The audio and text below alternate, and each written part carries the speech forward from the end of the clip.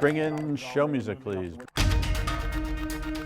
Today on Squawk Pod.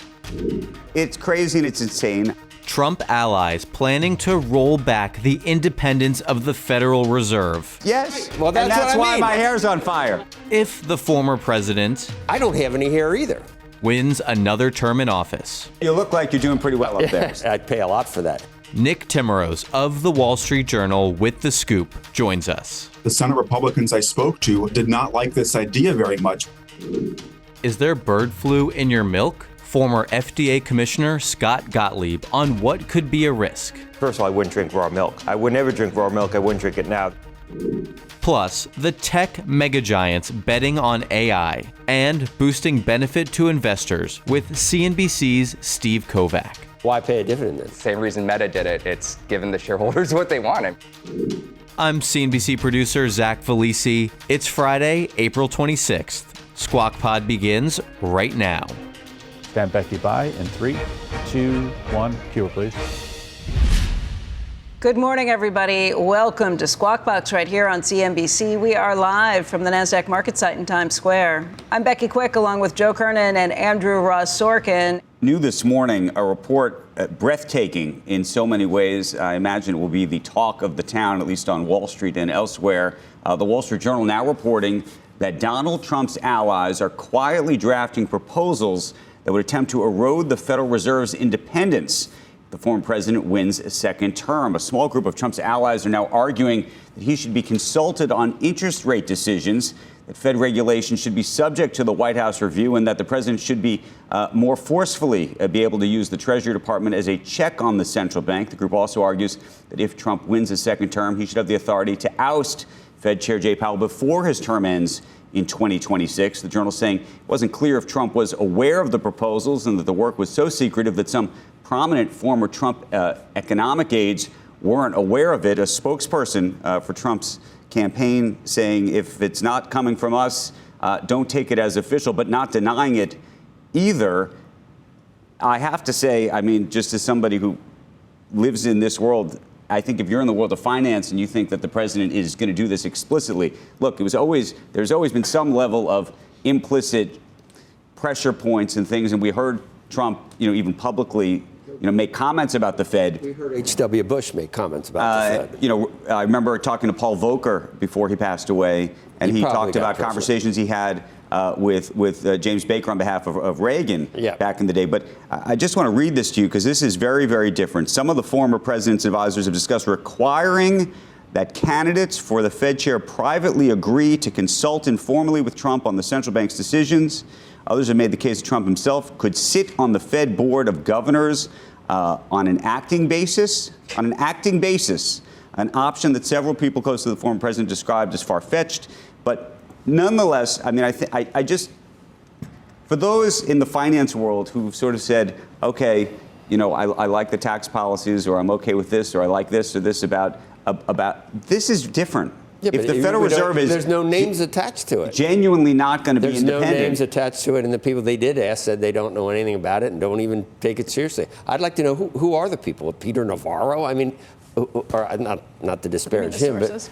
Yeah, I don't know about the sources, but which allies of Trump, if Trump doesn't even know about it, which it says there, he may or may not. Well, we don't know. And that's what I'm saying. So, but who is this? I mean, how crazy and what constitutes an ally versus a confidant and someone that actually would be policy making? Can we all just say we think it's a crazy situation to have the idea of a president, to have a president sitting on a board like that? More about it's crazy and it's insane. I don't know who the allies are. I imagine, look, it's running at the top of the Wall Street Journal's website right now. Right. They're citing multiple people who they claim are close to the president.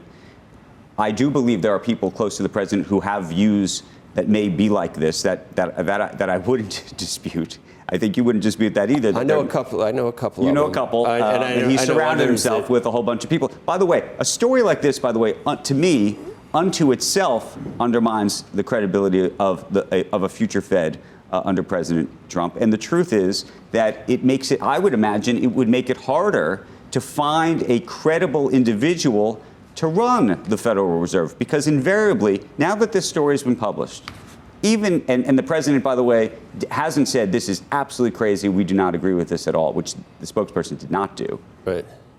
Let's say you name your next Federal Reserve chair. What is the first question that everybody at this table and everybody on Wall Street is going to be asking? Are you independent? Do you have Are to you consult independent? with- Have you made a secret? Have you made a secret deal with the president? We're aware that his allies are working on a secret deal with you. I don't think I would ask it that way. I think I would probably say, did you have any agreement with the president beforehand that you would consult with him before any of But my point is, because otherwise you can say, no, I didn't have a secret deal. But I'm saying 20 people knew the about it. public is going to sit around, as we are right this second, and say that there's something untoward going on here. After what happened at Jay Powell, all through the first Trump, no, God forbid, but all through Trump's administration, who would want the job anyway, given the daily tongue lashing that poor Jay Powell got? I think we know a bunch of people who would like the, job. They would be taking it, eyes wide open to what to expect from what we saw with the job owning for almost daily on Jay Powell. You mean to forget about a private coercion? We already saw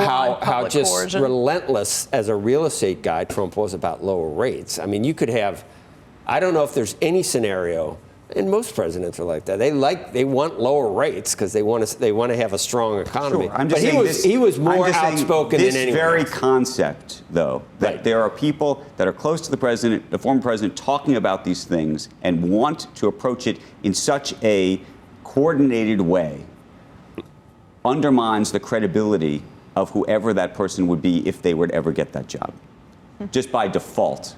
By default, you're going to look at that person and you're going to say, are you a puppet of this president? You would need to see more about this, actually, the veracity of it actually being a serious proposal and who we're talking about that's proposing it before your hair totally is gone from being on fire. I would just want to know, is it really a possibility? I mean, think of the people that advised Trump on other matters. And correct. Yes. Right. Well, that's why my hair's on fire. Right. My hair's on fire for a reason. Giuliani. They could be crazy. Jason Miller. Look at the people around him. If that's not saying something to you, I don't know what is. That's the point. That's saying something to me. That's the point. But yeah, okay. The people advising the current guy on myriad subjects. I don't have any hair either.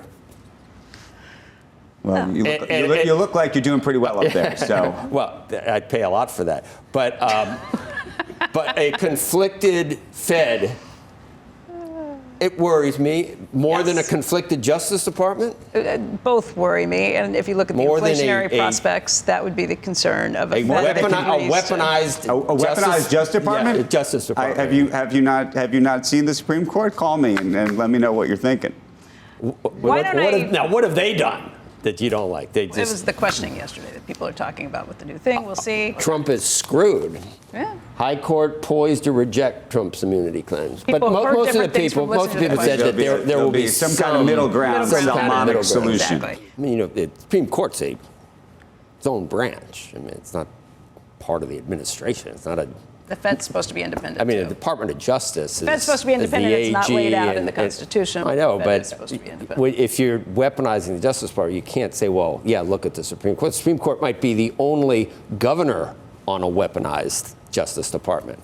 But it becomes complicated when so many of the individuals have been nominated and put in place by one person. No, they have to be tough toenails, my friend. That's the way it worked out. And Democrat doesn't mean that you add 15 members, which is probably what you'd like to do. But that's the way it turns out. It's going to be a conservative court for a while. I'm sorry that happened, but it is. It is what it is. It is, but there it is. 6-3, baby. As long as 6-3, baby. Right, and you're happy. And all I'm saying is that unto itself. I'm not that happy. Its own credibility. Not that happy. It's not 7-2.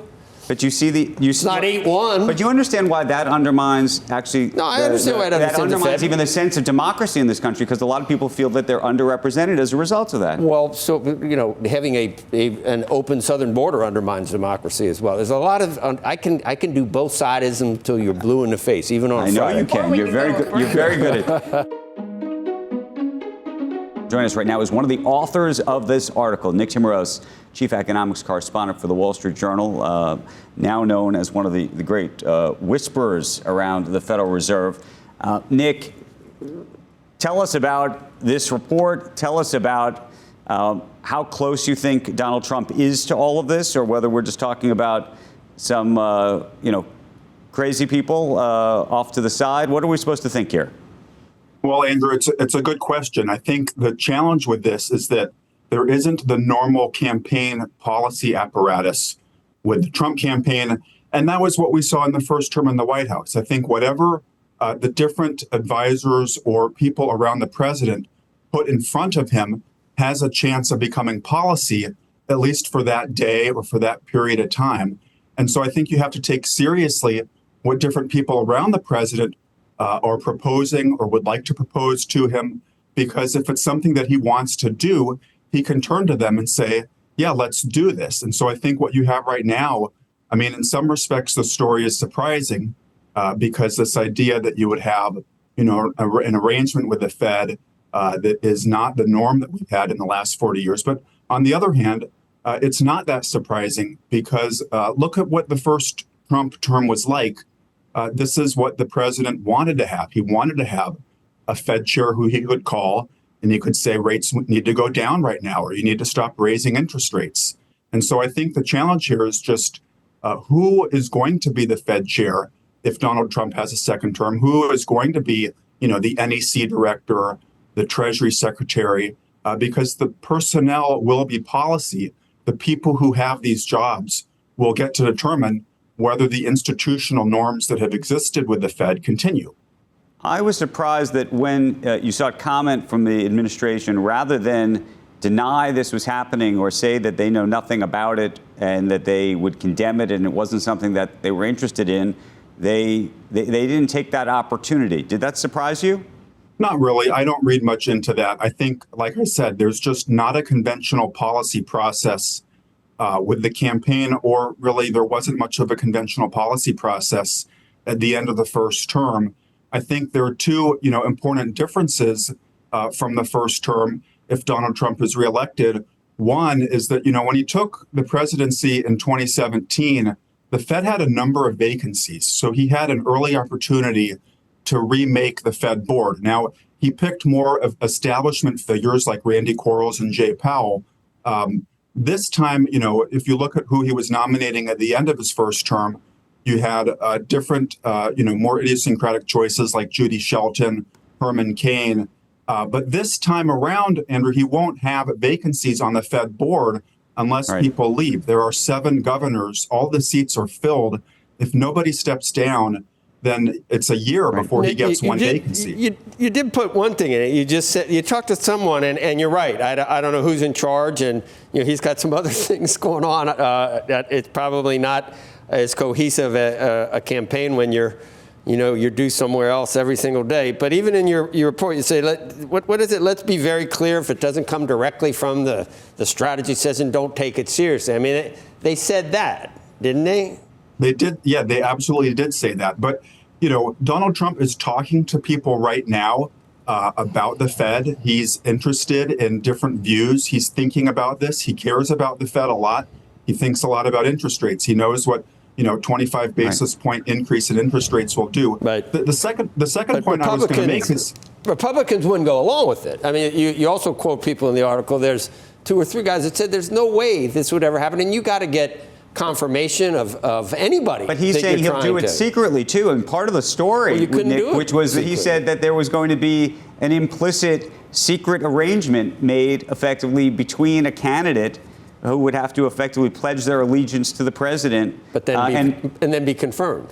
Get confirmed and with a private secret deal that they're going to be talking to each other to basically get approval before they make these decisions. I mean, I don't know, Nick. I read the story and I thought, if true, this is outrageous.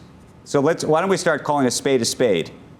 Well, I'm not sure. I mean, you're right. The person that the president ultimately picks to run the Fed, that is how the president gets to influence monetary policy. I mean, that is the institutional arrangement we have. And then the question about whether Senate Republicans would go along with this. When we started hearing about this some time ago, I started talking to Senate Republicans to see what they thought. And you can see, I mean, we put them in the article.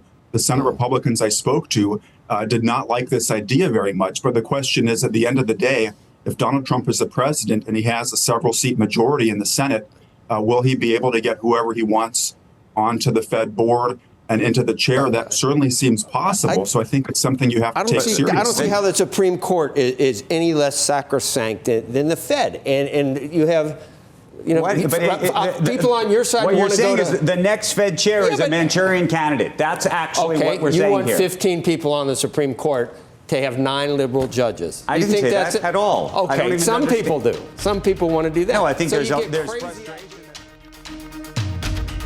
We've got more Squawk Pod ahead, including, do we have to be worried about bird flu now? There's no reason to believe the pasteurization process isn't going to kill this virus. And Google's parent company, Alphabet, announces its first ever dividend, a boon for shareholders. Why does anyone ever buy a stock that doesn't pay a dividend?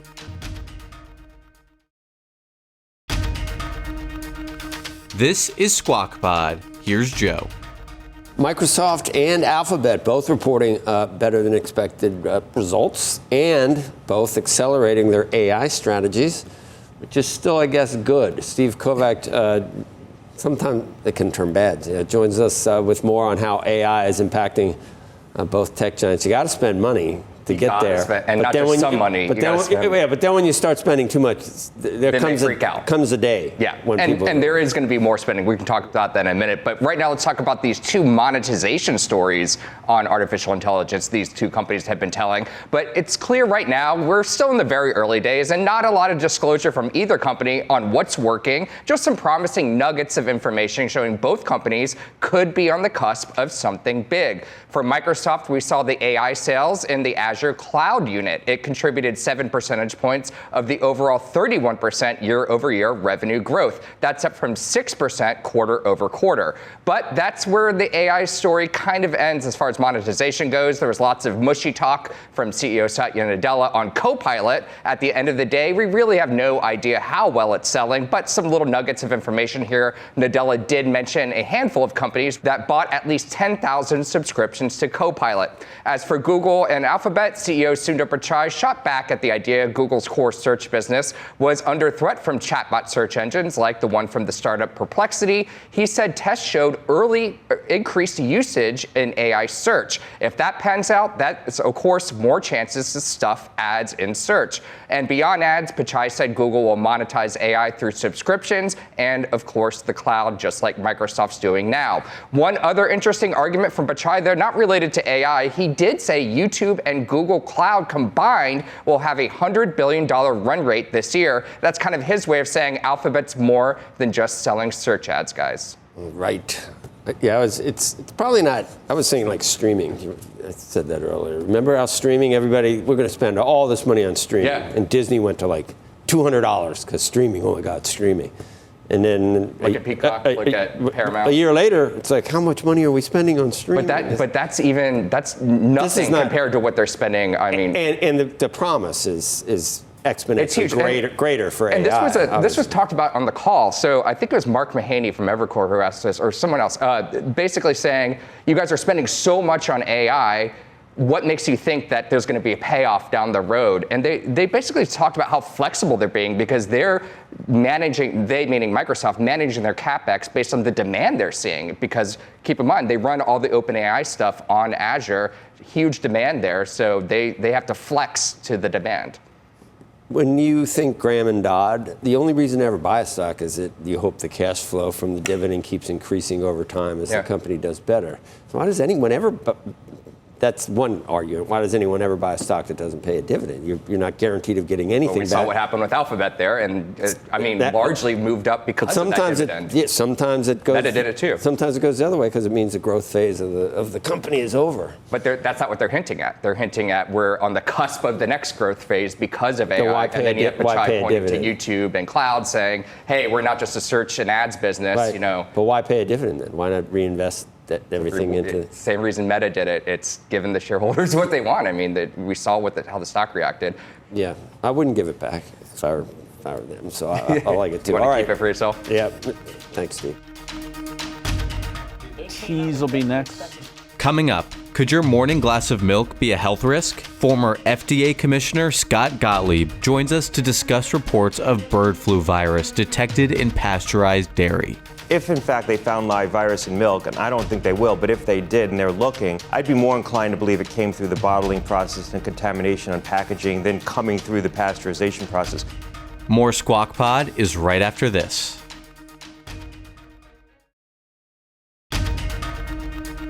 You're listening to Squawk Pod. Up and Becky, Q. Moderna is betting big on artificial intelligence. The biotech company has joined forces with the creators of ChatGPT, OpenAI, to expand its employees' access to AI chatbots.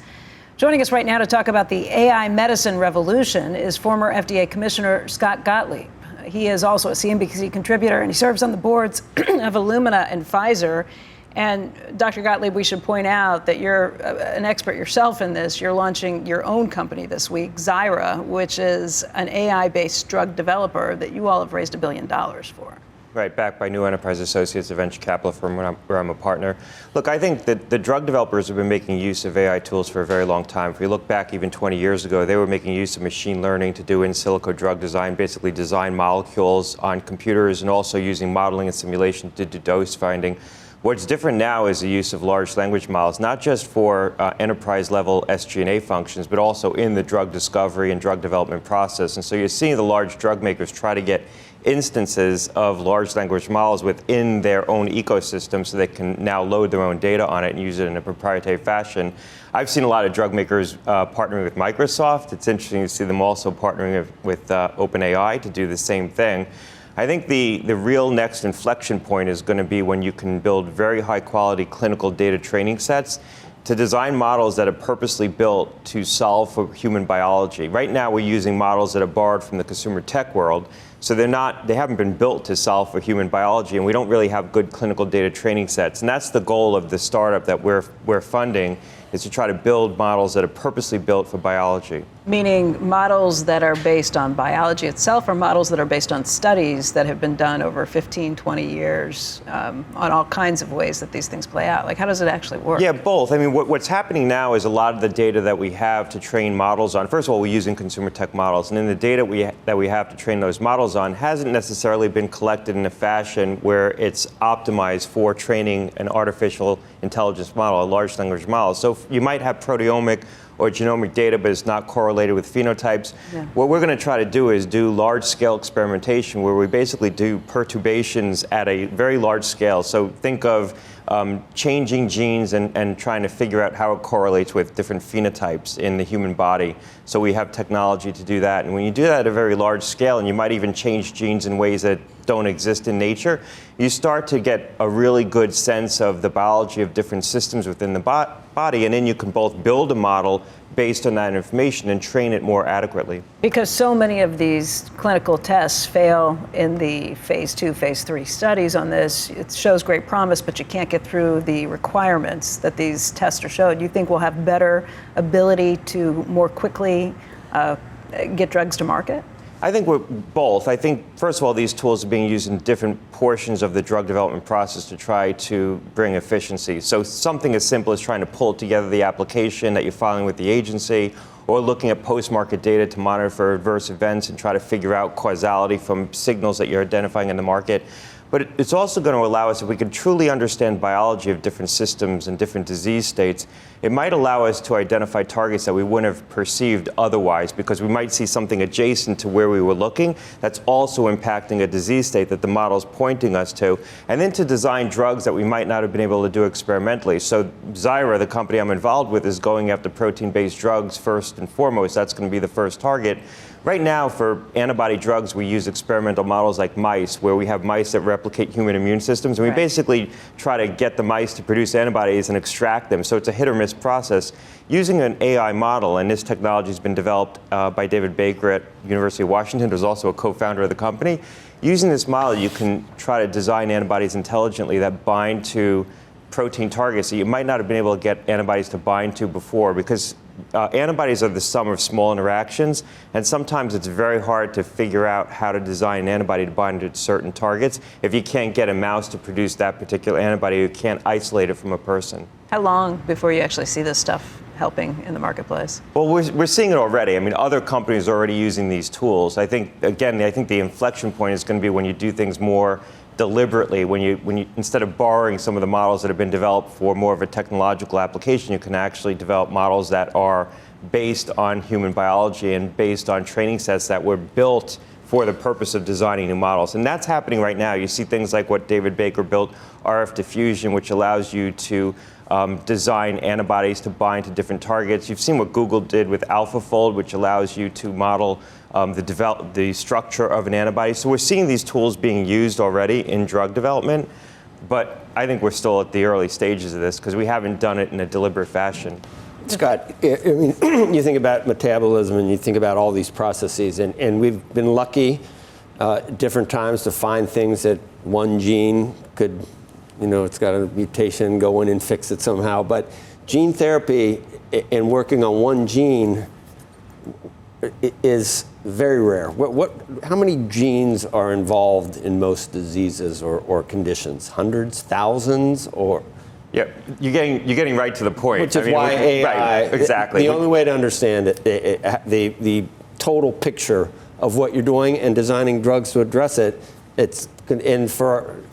think about 15 years ago up at the Cancer Center at MIT, they got rid of the guy who was running it and put in like a data guy, almost an IT guy, because the convergence of that is the point. Not only now you can look inside systems, the model might tell you different elements of biology that are all impacting a disease state.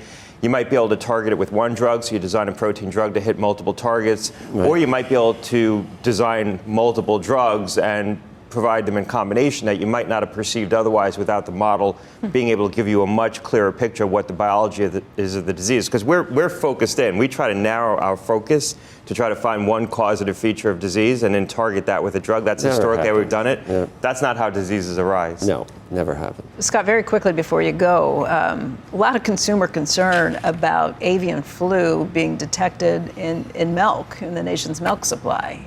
Should I be concerned about drinking this? What's the impact? No, you shouldn't be concerned. So what they're detecting is viral remnants of heat inactivated virus. And there's no reason to believe the pasteurization process. First of all, I wouldn't drink raw milk. I would never drink raw milk. I wouldn't drink it now. There's no reason to believe the pasteurization process isn't going to kill this virus. And if in fact they found live virus in milk, and I don't think they will, but if they did and they're looking, I'd be more inclined to believe it came through the bottling process and contamination on packaging than coming through the pasteurization process. What this shows you, though, the reason why FDA and CDC did this testing of milk is that USDA and APHIS and state regulators wouldn't allow them on the farms to do more widespread testing because they didn't really want to turn over those cases. And so this is a backdoor way to do on-farm testing. Instead of testing the cows, you test the milk. And what we're finding is this virus is much more pervasive on dairy farms right now than what we originally perceived. And so that's unfortunate. Is that a scary thing that it could jump? It's unfortunate because the more that we allow this to spread in mammals, the more we're tempting fate that this could evolve in ways that it could threaten humans. And they're not letting people on because they don't want to cull the herds?